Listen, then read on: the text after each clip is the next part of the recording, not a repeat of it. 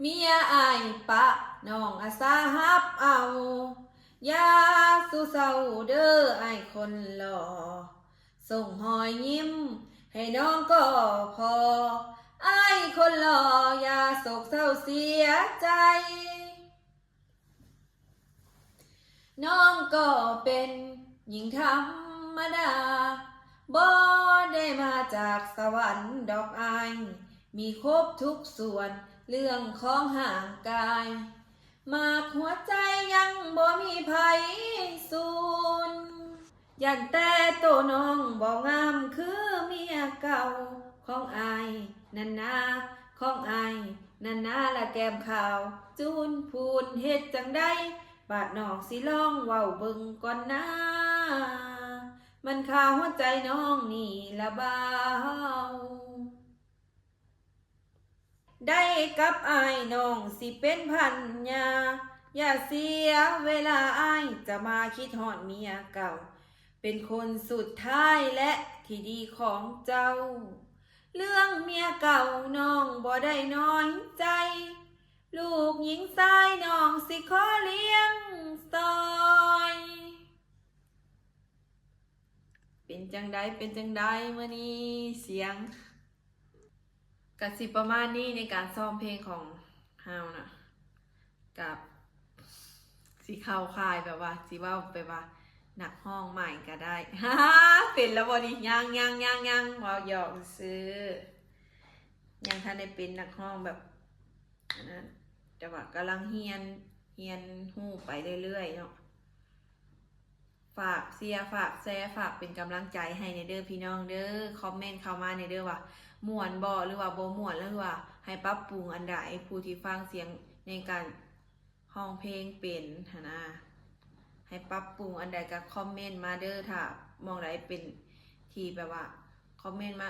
มองนี้ปรับปรุงกับสิพยายามปรับปรุงให้มันม่วนกว่านี้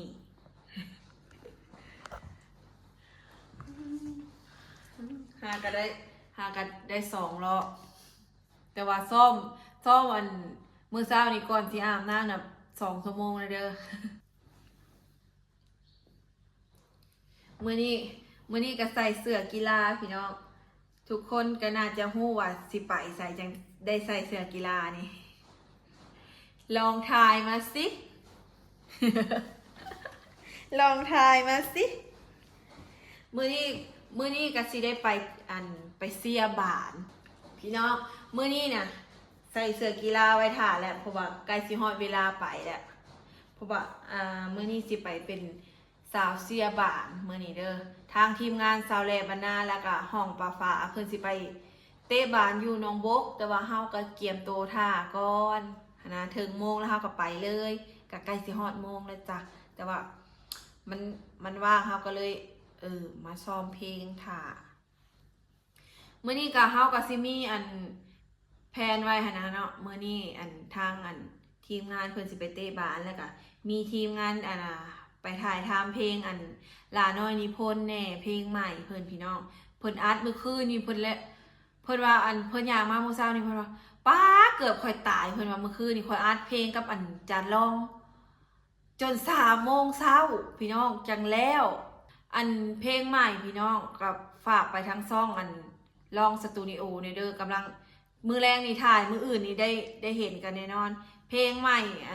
ของลาน้อยนิพนธ์สื่อเพลงว่าสาวละวงดงดอกไม้เด้อพี่น้องค่ะแล้วก็ดนตรีแบบนี้ค่ะนะดนตรีแบบเพลงลาน้อยนิพนธ์นี่ค่ะ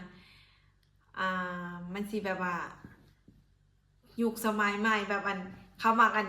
ลำวงนะพี่น้องลำวงหอนแอวนะสาวลำวงหอนแอวนะถ้าขับไปฟังกันเด้อทางช่องลองสตูดิโอ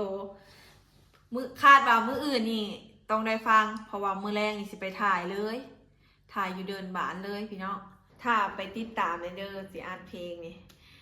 การสำหรับคลิปนี้ก็สิขอฝากไว้สำนี้ก่อนคลิปหน้าพ่อกันใหม่อย่าลืมกดไลค์กดแชร์กดติดตามช่องนกมิวชาแนลเด้อขอบใจ